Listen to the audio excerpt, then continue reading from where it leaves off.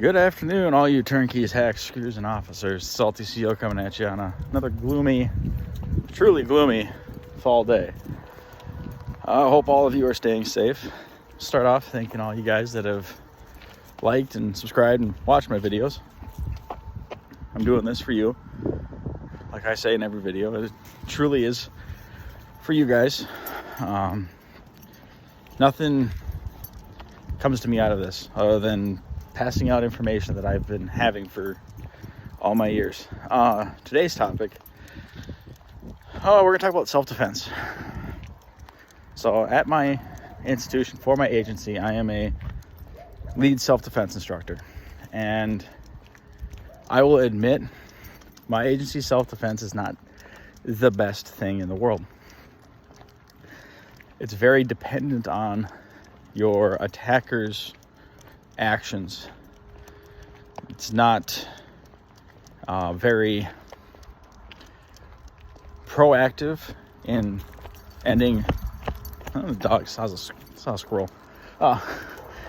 It's very reactive to how the assailant comes at you and responding to that. The inmate puts you in a headlock, do this. Inmate puts you in a bear hug, do this. Okay. Which kind of goes against some of the other ones that I went through in my other agency. We did things where it was, pressure point control techniques, utilizing pain compliance, things like that. Nice thing about my agency now, they say that if you know other self-defense techniques, you can turn around and utilize those as long as you can justify what you do, which I think is great. And I think that might be true for most agencies. Now, what I'm going to say here is not in any way, shape, or form any kind of advice to do anything against policy. Do not break your agency's policy. Do not follow your agency's policy when it comes to use of force. This is the area that you can get yourself in a lot of trouble real fast. I'm all for not being a snitch at work, but if I get called to the carpet because of an investigation of wrong use of force, I make it very well known that I am not throwing my career away to save someone else because they did something that was against policy. So, do not break your institution's policy, your agency's policy. So, when it comes to self-defense, the biggest thing is do something. You have an inmate coming at you or coworker. I mean, sometimes arguments between coworkers becomes heated, but you have to defend yourself. I would hope if it's a coworker, unless it's something where they're trying to kill you, you're not going to hurt them physically and severely, but that's for you to decide. Your situation. I'm a firm believer in totality of circumstances. Totality of the circumstances, if those aren't aware, is taking into consideration all the things that are at your level as the individual using force, and they drive your decision. So, inmates 6'2", hits the weight pile every single day, and he's trying to beat you up. You take him out at the knees, and you break his knee. Could you justify that? I think you could. I could. Where an inmate who's 105 pounds soaking wet, never has touched a weight in their life, is trying to attack you, probably going to body slam him. Justifiable? Absolutely. Could I justify breaking that inmate's knee? Probably not. Because the level of threat in my perception is completely different than somebody else's. Now, that's where the whole reasonable person perception comes into play. Or the reasonableness standard. It's case law, and the Supreme Court found that all use of force for law enforcement is to be viewed from the viewpoint of the reasonable officer's perspective. Is that the actions of a reasonable officer? Because the public doesn't understand what we go through day in, day out. a lot of the public has never dealt with having their life threatened on a daily basis. I've told my family members about inmates saying, I'm going to kill you, when they're locked behind a steel door. And they say, next time I get out of here, I'm going to stab you in the eye. Okay. To me, it's like, whatever. It's the nature of work. You know? Inmates chirp. Inmates are cell door warriors. Am I feel threatened? No. I'm not worried about it. Because I know that if the inmate tries something, the inmate is going to the hospital. I'm going to go to the hospital too. I am not arrogant enough to sit there and say that I'm not going to get hurt. But my end goal is that the inmate is worse off than I am when we go to the hospital. So, biggest thing is do something. Whatever you think is reasonable at the time can be justified within reason.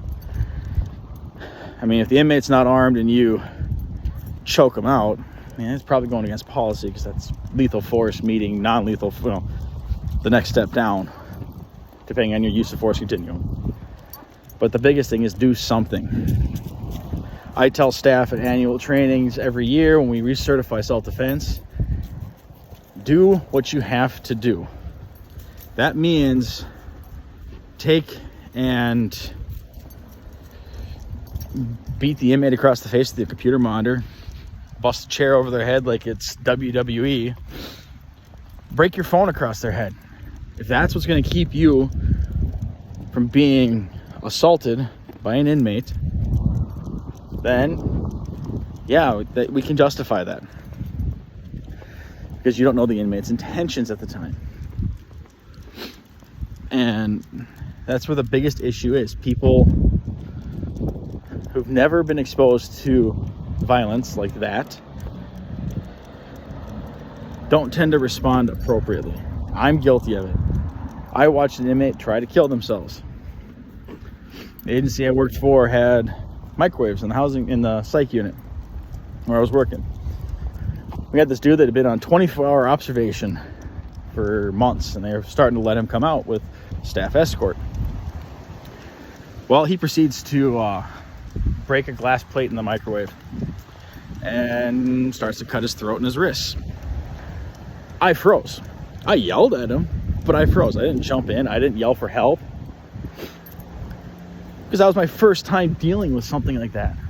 I'd never in my life dealt with something like that before. Now, knowing what I know, yeah, I'm gonna jump in. I'm gonna, make sure I have staff there, because he's armed. He has a weapon, and we're gonna jump in. We're gonna take down the inmate. We're gonna protect that inmate, protect their life, because that's what our job is. I am there to maintain their custody, and I am there to maintain their safety. So I'm going to jump in, because, like I said, everybody freezes. How you respond after that tells a lot about the person. So when it comes down to self-defense, do something. The inmate's coming at you, coming at a coworker, do something. Then, when it's all said and done, reevaluate what you did. Yeah, you might have some admins that will look at it and go, well, that was completely outside of policy, and try to hammer you, and then they find out that they really can't, because you did a lot worse. I mean,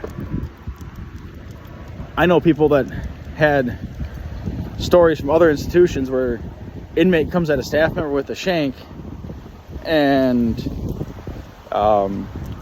they end up stabbing the inmate with their own shank. And then they get investigated, and the investigator's like, look, honestly, off the record, you could have thrown him off the tier. I don't care. I'm just here crossing T's and dotting I's, making sure this looks good. So be aware that, yeah, sometimes your actions may seem unreasonable at the time to an outside viewer, but you're the one that decides the reasonableness of that point. And to make sure you're ready for this type of thing, exercise, go to the gym, work out, walk your dog. Walking mine right now before work. I'm getting my steps in. I go to the gym. I work out. I'm also in the Army, so I got to stay in shape because they make us do those PT tests. Trying to keep old age at bay. But go beyond just working out. You could be a big Magilla gorilla looking mother effer, you know, skip leg day every day. But if you don't know how to use that muscle, you're worthless.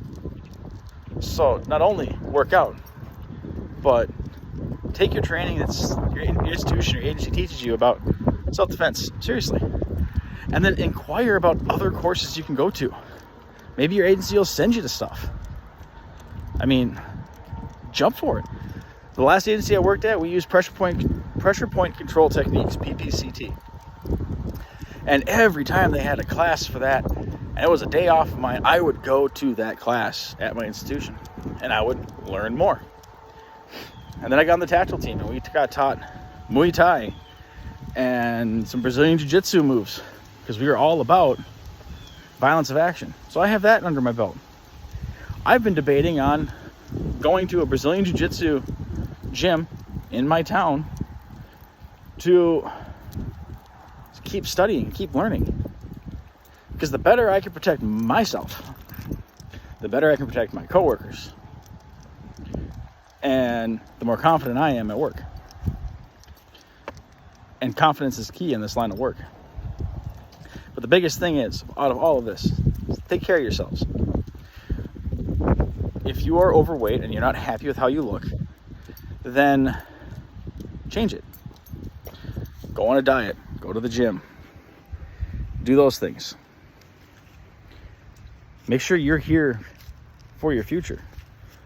We joke about we're working towards retirement, but how can you enjoy retirement if you die 5 minutes after you retire because you didn't take care of yourself and you worked shift work your entire adult life, so your diet is all kinds of screwed up? Take care of yourselves. Take pride in your uniform. Take pride in how you look.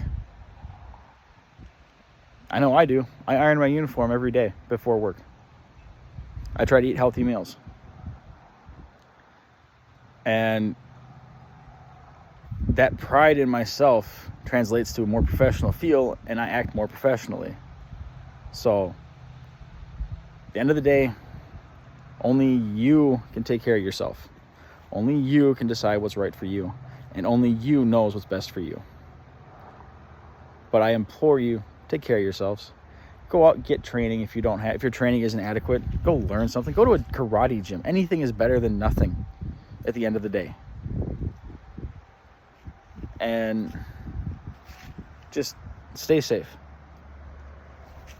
If you haven't heard, there have been 12 officers shot, law enforcement officers shot recently within the past month. Does that mean that we as corrections officers can't end up getting shot? Absolutely not. I go to work wearing my uniform. I would love to not have to wear my uniform going to work, but my agency doesn't have lockers at our institution for us. Do I advertise wearing things that are agency related outside of work? Absolutely not. And I carry whenever I'm not at work, because I am going to make sure that I am not going to be a statistic. And I hope all of you don't want to be that statistic. So we take care of each other. Watch out for each other and take care of yourselves. Have a wonderful day and stay safe. Salty CEO out.